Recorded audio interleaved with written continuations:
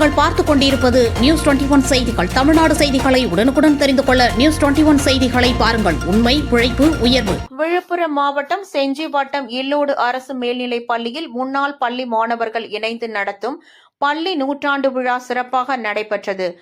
விழாவில் வனத்துறை அமைச்சர் பொன்முடி மற்றும் பள்ளி கல்வித்துறை அமைச்சர் அன்பில் மகேஷ் பொய்யாமொழி, மாவட்ட ஆட்சியர் ஷேக் அப்துல் ரஹ்மான் ஆகியோர்கள் கலந்து கொண்டு விழாவினை துவக்கி வைத்து சிறப்புரையாற்றினர்.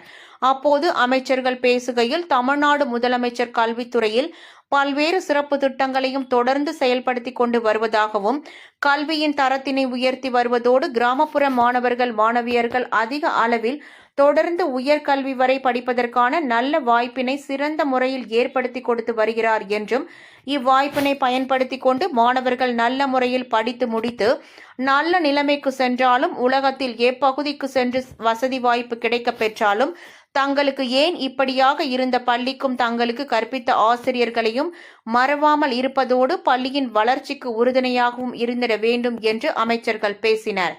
நிகழ்ச்சியில் செஞ்சி சட்டமன்ற உறுப்பினர் மஸ்தான், மாவட்ட பொறுப்பாளர் டாக்டர் சேகர், மயிலம் சட்டமன்ற உறுப்பினர் சிவகுமார், திண்டிவனம் சார் ஆட்சியர் திவ்யான்ஷி நிகம், தமிழ்நாடு உடல் உழைப்பு மற்றும் சமூக பாதுகாப்பு வாரிய உறுப்பினர் செஞ்சி சிவா, அரசு அதிகாரிகள் மற்றும் முன்னாள் மாணவர்கள், பொதுமக்கள் கலந்து கொண்டனர். நியூஸ் 21 செய்திகளுக்காக விழுப்புரம் மாவட்ட ஒளிப்பதிவாளர் ராஜாமணியுடன் செய்தியாளர் அருண் பிரகாஷ்.